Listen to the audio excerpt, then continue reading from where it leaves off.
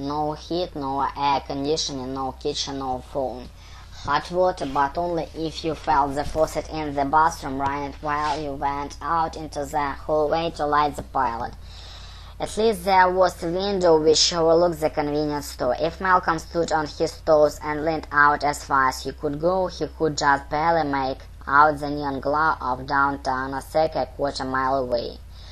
Malcolm was exhausted to be disappointed. Without even bothering to change out his clothes, he just dropped his duffel in a corner and lay down on the futon.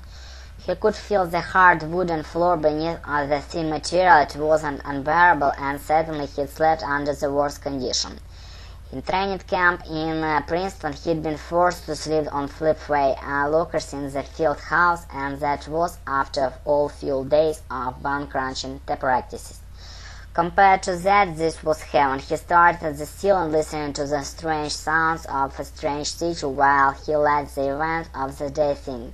He couldn't believe that he was really in Japan. It certainly wasn't what he had expected. He had thought he'd been working Tokyo directly under Dean Carney, learning the ropes of international finance of major player, and he was in Osaka, parting to his grandly half-Japanese backgammon jig who was only 2 years his senior. Still, Kerry seemed like a decent enough guy. He'd actually been embraced when he had finally gotten around to tell Malcolm that his salary was going to be 4 million yen. Had sounded like a lot of until Kerry had reminded him of exchange rate. It worked out to about $35,000, maybe half of what he would have expended towards the first year of Wall Street. And from what Kerry had told to him, Osaka was the second most expensive city in the world after Tokyo, which explains the crappy apartment and the fact that he was lying on a futon about as thick as 2 t-shirts rolled together.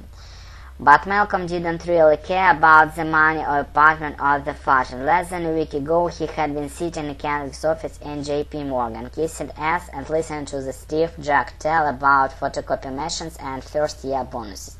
Somehow he had escaped the carbon copy life. Tokyo, present day. The console in front of me looked like the control panel of a 747. Except the instructions were all in Japanese. The smaller room had a similar cockpit feel, but the walls were laced in chrome and the wall was speckled black marble polished so brightly it matched the globe fluorescent ceiling stripes.